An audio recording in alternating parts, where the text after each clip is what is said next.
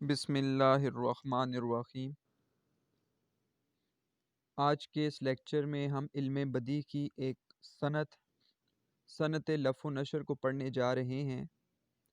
ہم اس لیکچر میں صنعت لف و نشر کی تعریف، اس کی اقسام اور اشعار سے مثالیں دے کر صنعت لف و نشر کو سمجھنے کی کوشش کریں گے۔ سب سے پہلے تعریف دیکھ لیتے ہیں کہ صنعت لف و نشر میں لف اور نشر کسے کہا جاتا ہے۔ تو لغت میں لف کے معنی ہوتے ہیں لپیٹنا اور نشر کے معنی ہیں پھیلانا۔ تو لغوی معنی لف کے لپیٹنے کے ہیں، جبکہ لغوی معنی نشر کے پھیلانے کے ہیں۔ علم بدیع کی اصطلاح میں کلام میں پہلے چند چیزوں کا ذکر خاص ترتیب میں کرنا اور اس کے بعد ان چیزوں کی مناسبت سے اسی ترتیب سے یا بلا ترتیب بیان کرنا صنعت لف و نشر کہلاتی ہے۔ اب اس تعریف کو سمجھنے کی ضرورت ہے کہ اس تعریف میں ہم کیسے سمجھیں کہ صنعت لف و نشر کسے کہا جاتا ہے۔ تو کچھ چیزوں کو سمجھ لیں کہ سب سے پہلی بات تو یہ ہے کہ کلام میں، یعنی کہ آپ کو نثر میں یا شاعری میں، آپ کو پہلے چند چیزیں ایک خاص ترتیب سے نظر آئیں گی جس کو ہم لف کہتے ہیں۔ پھر اسی ترتیب سے، اسی مناسبت سے آپ کو ترتیب سے یا بغیر ترتیب کے کچھ چیزیں نظر آئیں گی جسے ہم نشر کہتے ہیں۔ تو اسے صنعت لف و نشر کہا جاتا ہے۔ ہم بعد میں پڑھیں گے کہ اگر ترتیب سے ہوئی تو اسے ہم کیا کہیں گے اور بغیر ترتیب سے ہوئی تو اسے ہم کیا کہیں گے۔ اس کی اقسام میں ہم اس کو جان لیں گے۔ سب سے پہلے ہم اقسام سے پڑھنے سے بھی پہلے یہ دیکھیں، آپ اس شعر کے اندر میں آپ کو صرف ترتیب سمجھانا چاہتا ہوں، پھر ہم اس کی اقسام اور مثالوں پہ بات کرتے ہیں۔ دیکھیں، آپ کو اس شعر میں جو اوپر آپ کو شعر نظر آ رہا ہے، 1 اور 2 لکھا ہوا نظر آ رہا ہوگا۔ تو میں نے یہ اس لیے لکھا ہے کہ یہ کلام میں یعنی شعر میں آپ کو چند چیزیں نظر آئیں گی، یعنی پہلے مصرعے میں آپ کو 2 چیزیں نظر آ رہی ہیں۔ جیسے چمک کے بعد میں نے 1 لکھ دی ہے اور مہک کے بعد میں نے 2 لکھ لی ہے۔ یہ مطلب ہے کہ کلام میں آپ کو پہلے چند چیزیں ایک ترتیب سے نظر آئیں گی۔ یہ جو چمک اور مہک ہے، اس کو ہم کہیں گے لف۔ تو یہ ترتیب ہے۔ لیکن دوسرے مصرعے میں دیکھتے ہیں کہ اس کی ترتیب ٹھیک ہے یا نہیں ہے۔ تو دوسرے مصرعے میں آپ کو نظر آ رہا ہے میں نے پھر 1 2 لکھ دی ہے۔ تو 1 2 جو لکھنا ہے یہ موتیوں اور پھولوں کے ساتھ ہے، تو یہ نشر ہے۔ دوسرے مصرعے میں یہ کیا ہوگا؟ نشر۔ اب دیکھیں، آپ اگر میتھس کو بھی دیکھیں، اگر اس ترتیب سے آپ دیکھیں ریاضی کے حساب سے، تو 1 اور 2 پہلے مصرعے میں اگر آ گیا تو ترتیب یہ ہونی چاہیے کہ دوسرے مصرعے میں 1 2 آنا چاہیے۔ یہ ترتیب ہوگی۔ اور بغیر ترتیب کیا ہوتی ہے؟ بغیر ترتیب ہم آگے جا کے دیکھیں گے، جیسے کہ آپ کو یہ نظر آ رہا ہے، دیکھیں 1 اور 2 تو ترتیب سے آیا ہے، لیکن نیچے جو ہے وہ 2 اور 1 یعنی ترتیب الٹ ہو گئی ہے۔ تو یہ سمجھنے کی ضرورت ہے کہ آپ ترتیب سے یا بغیر ترتیب کے چیزوں کو دیکھیں گے تو وہ چیزیں کیا ہوں گی؟ وہی صنعت لف و نشر کی طرف اشارہ کریں گی۔ انشاءاللہ ہم آگے ابھی چل کر اس کی زیادہ جو ہے وہ وضاحت سے اس چیز کو پڑھتے ہیں اور دیکھتے ہیں کہ اس کی جو ہے اقسام کون کون سی ہیں۔ اب آپ اقسام کو سمجھ لیں کہ اس کی اقسام جو مشہور ہیں وہ تو 2 ہیں، لیکن میں نے یہاں پہ 3 ذکر کی ہیں۔ لف و نشر مرتب اور دوسری ہے لف و نشر غیر مرتب، یہ 2 مشہور اقسام ہیں، جبکہ تیسری ہے لف و نشر معکوس۔ اب ترتیب سے چیزیں ذکر ہوں تو اسے مرتب کہیں گے، اور اگر بغیر ترتیب کے ہوں تو اسے ہم غیر مرتب کہیں گے، اور بالکل الٹ ہوں یعنی کہ 1 2 3 تو الٹ اس کا کیا ہوگا؟ 3 2 1۔ ٹھیک ہے؟ اور اگر 1 2 3 4 چیزیں ذکر کی گئیں تو اس کا الٹ ہوگا 4 3 2 1۔ تو اس طرح بالکل الٹ ہو تو اسے ہم لف و نشر معکوس یعنی اس کا عکس کہیں گے، بالکل الٹ۔ تو ابھی ہم اس کی وضاحت زیادہ دیکھتے ہیں کہ لف و نشر مرتب کی تعریف کیا ہے، پھر مثالوں سے سمجھیں گے اور آپ کو اس کی انشاءاللہ اچھی طرح سمجھ آ جائے گی۔ لف و نشر مرتب اگر نشر کی ترتیب لف کے مطابق ہو تو اسے لف و نشر مرتب کہتے ہیں۔ یعنی لف تو پہلے چیزیں ذکر ہوئی ہیں وہ لف ہوں گی، پھر جو اس کے مطابق چیزیں ذکر ہوں گی وہ نشر ہوگی، تو ترتیب ان کی بالکل ٹھیک ہو تو اسے ہم لف و نشر مرتب کہیں گے. ترتیب ٹھیک ہونی چاہیے. دیکھیں اس شعر کے اندر آپ دیکھیں، پہلے شعر کو پڑھتے ہیں. جس کی چمک ہے پیدا، جس کی مہک ہویدا، شبنم کے موتیوں میں، پھولوں کے پیرہن میں. تو دیکھیں اس کلام میں ہویدا کا مطلب ہوتا ہے ظاہر ہونا، پیرہن کہتے ہیں لباس کو. ٹھیک ہے، تو یہاں پر آپ کلام کو دیکھیں، ہم تشریح مقصود نہیں ہے، سمجھنے کی کوشش کریں گے کہ کیسے صنعت آئی ہے. تو دیکھیں کلام میں پہلے دو چیزوں کا ذکر ہوا ہے پہلے مصرے کے اندر. ایک ہے چمک اور ایک ہے مہک. مہک خوشبو کو کہتے ہیں.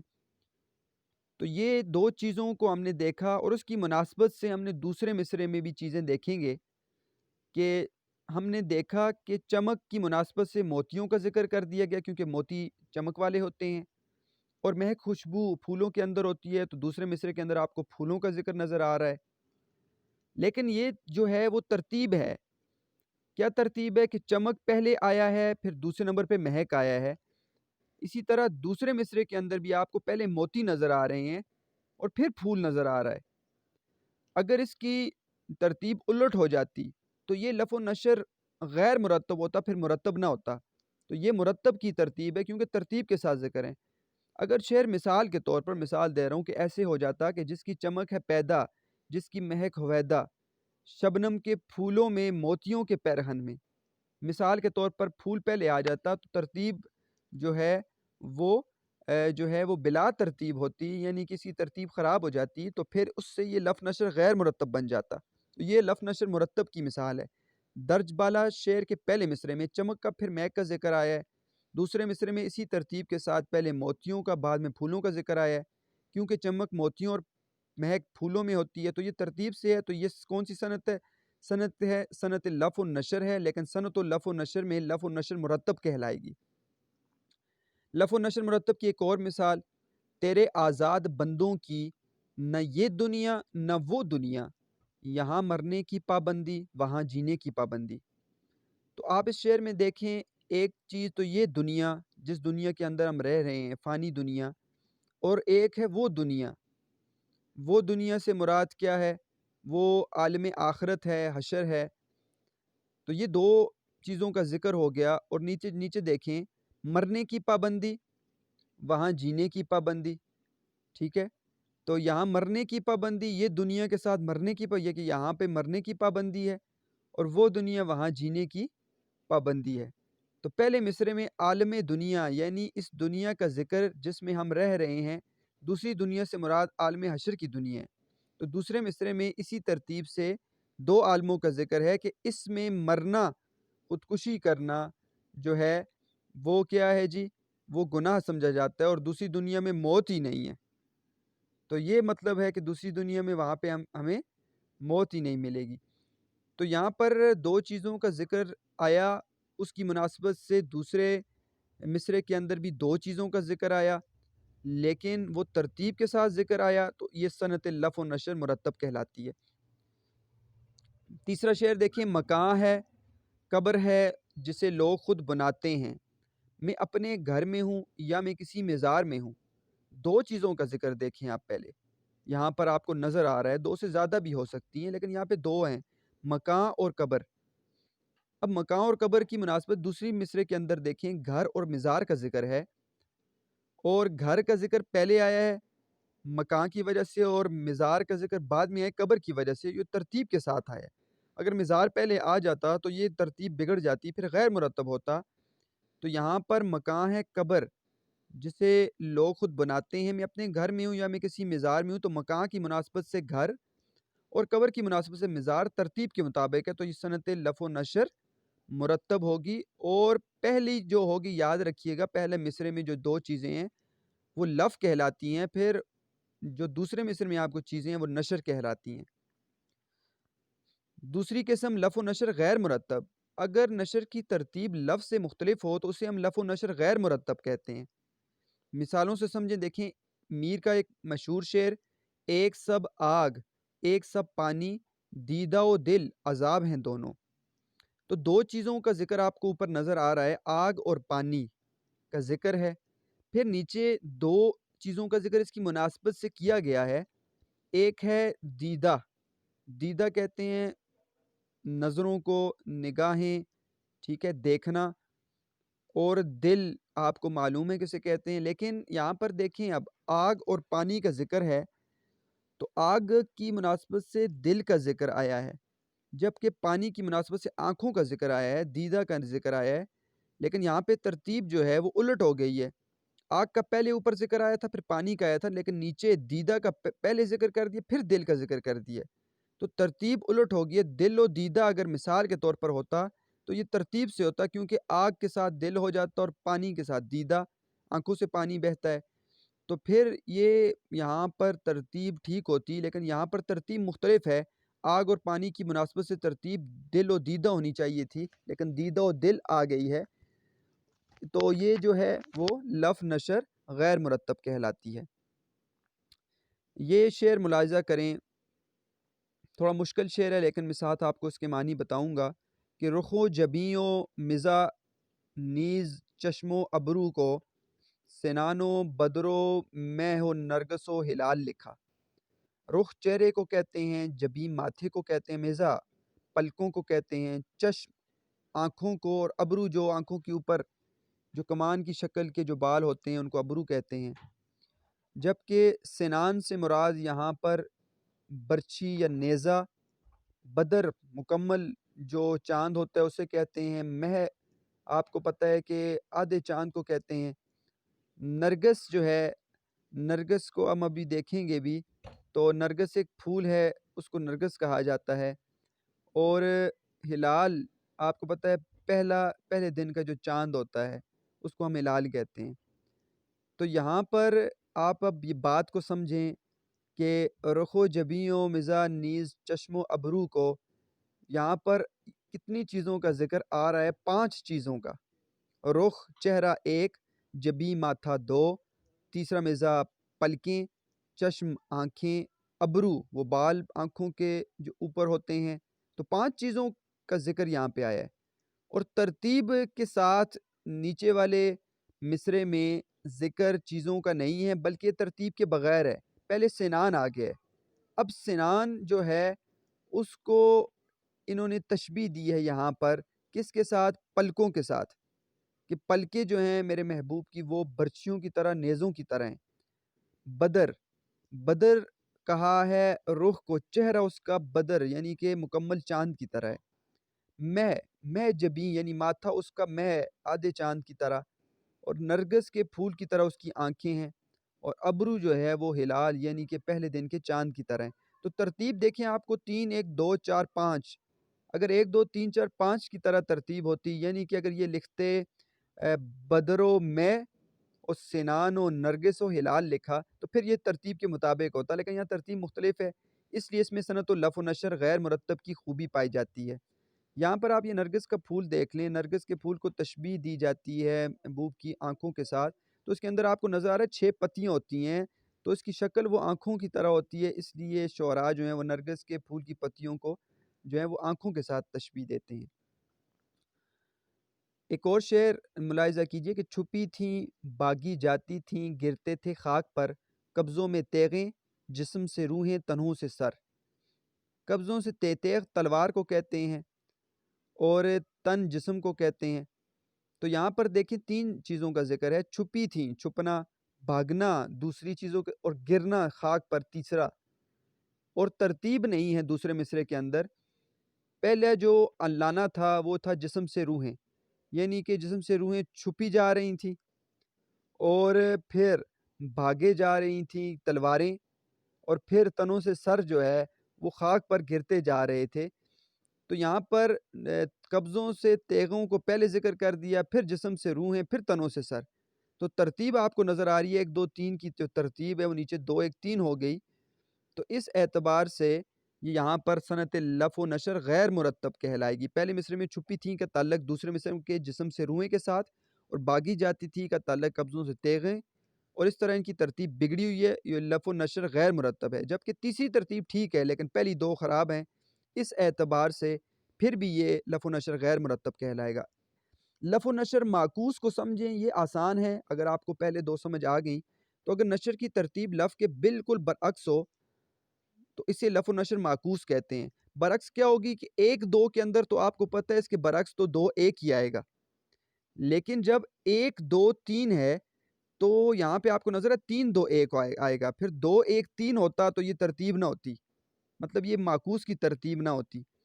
2 1 کی ترتیب تو لازمی بات ہے کہ یہاں پر اسی شعر کو آپ غیر مرتب بھی کہہ سکتے ہیں اور معکوس بھی کہہ سکتے ہیں۔ شعر ہے مکھڑا وہ بلا زلف سیاہ فام کافر، کیا خاک جیے جس کی شب ایسی سحر ایسی، کہ وہ چہرہ جو ہے وہ بلا کا، زلف سیاہ فام کافر، یعنی اس کی جو سیاہ زلفیں ہیں وہ بلا کی ہیں، اور اس میں محبوب کی زلفوں کو اور چہرے کو رات اور صبح کے ساتھ تشبیہ دی گئی ہے۔ تو دیکھیں مکھڑا اور زلف سیاہ 2 چیزوں کا ذکر ہے، اور دوسرے مصرے میں شب اور سحر کا ذکر ہے، لیکن ترتیب الٹ ہو گئی ہے۔ زلف سیاہ اوپر والے مصرے میں بعد میں آیا، جبکہ شب یہاں پر دوسرے مصرے میں پہلے آ گیا اور سحر اس کے بعد آیا، تو ترتیب آپ کو نظر آ رہی ہے کہ مکھڑے کا تعلق سحر سے اور زلف سیاہ فام کا تعلق شب کے ساتھ ہے۔ تو اس میں لف و نشر معکوس ہے کیونکہ با مناسبت رکھنے والی الفاظوں کی ترتیب برعکس ہے۔ اس شعر میں آپ زیادہ سمجھیں گے کہ معکوس کسے کہتے ہیں تو 1 2 3 چیزیں آپ کو نظر آئیں گی، لیکن بالکل الٹ ترتیب 3 2 1 ہے۔ تو بالکل الٹ ترتیب 3 2 1 ہے تو 2 3 1 ہوتی جو یہ معکوس نہ ہوتا۔ تو روئے تاباں زلف مشکیں قامت رانا تیرا، سرو ہے سنبل ہے اور خورشید عالم تاب ہے۔ روئے تاباں روشن چہرہ، زلف مشکیں، مشک آپ کو پتہ ہے ہرن کی ناف سے نکلنے والی خوشبو کو کہا جاتا ہے، میں ابھی آپ کو اس کی تصویر بھی بتاؤں گا۔ تو جو شعراء ہیں وہ محبوب کی زلفوں کو مشک کی طرح کہتے ہیں، اس کا رنگ کالا ہوتا ہے۔ قامت رانا تیرا یعنی قامت رانا سے مراد ہے لمبا قد۔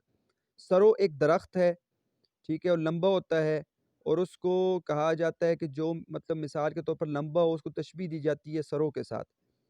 سنبل، سنبل جو ہے یہ بھی ایک آپ کو پتہ ہے سنبل و ریحان، ابھی میں آپ کو اس کی تصویر بھی بتاؤں گا، ایک پھول ہوتا ہے سنبل، ٹھیک ہے، اور یہ جو ہوتا ہے پھول، اس کو بعض اوقات شعراء جو ہیں وہ تشبیہ دے دیتے ہیں محبوب کے بالوں کے ساتھ، اور خورشید کہتے ہیں سورج کو۔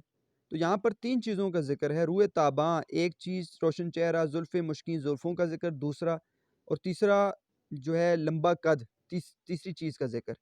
اب دیکھیں سرو جو ہے وہ پہلے آ گیا دوسرے مصرے میں، پھر سنبل آیا، پھر خورشید آیا، یعنی قامت رانا کے ساتھ سرو، اور زلف مشکیں کے ساتھ سنبل، اور روئے تاباں کے ساتھ خورشید، یعنی چہرہ اس کا سورج کی طرح اور زلفیں اس کی سنبل کی طرح، اور دراز قد اس کا جو ہے وہ سرو کی طرح۔ تو ترتیب بالکل الٹ ہے۔ تو روئے تاباں کا تعلق خورشید سے، زلف مشکیں کا سنبل سے، اور قامت رانا کا تعلق سرو سے ہے۔ اس میں لف و نشر معکوس ہے کیونکہ با مناسبت رکھنے والی الفاظ کی ترتیب بالکل آپ کو برعکس نظر آ رہی ہے، جبکہ اگر اس کی ترتیب یہ ہوتی سنبل و سرو خورشید تو پھر یہ لف و نشر غیر مرتب ہوتا، اور اگر ترتیب اس طرح ہوتی خورشید و سنبل و سرو تو پھر یہ مرتب کہلاتا۔ تو ترتیب دیکھنی ہے آپ نے، چیزوں کا ذکر آ گیا اور دوسری جو ہے وہ کلام میں پھر دوبارہ چیزوں کا ذکر آ گیا تو وہ تو لف و نشر بن جائے گا، لیکن اب ترتیب ہے تو مرتب، ترتیب نہیں ہے تو غیر مرتب، بالکل الٹ ہے، یعنی عکس ہے اس کا، تو معکوس کہلائے گا۔ اب یہاں پہ 2 تصویریں آپ کو میں بتا دوں تاکہ آپ کو ذرا سا یہ پتہ چل جائے۔ یہاں پہ زلف مشکی، مشک دیکھیں آپ کالے رنگ کی ہوتی ہے، یہ ناف سے کہ خوشبو ہوتی ہے، اور یہ اس کو اس لیے سیاہ ہے تو اس کو بالوں کے ساتھ تشبیہ دیتے ہیں۔ یہ دیکھیں یہ سنبل کا ایک پھول ہے، تو یہ پھول دیکھیں بالوں کی شکل کا ہے، تو شعراء اس کو محبوب کے بالوں کی طرح مانتے ہیں۔ تو مجھے امید ہے کہ آج کے اس لیکچر میں آپ کو صنعت لف و نشر اور اس کی اقسام جو مرتب، غیر مرتب، معکوس سمجھ آ گئی ہوں گی۔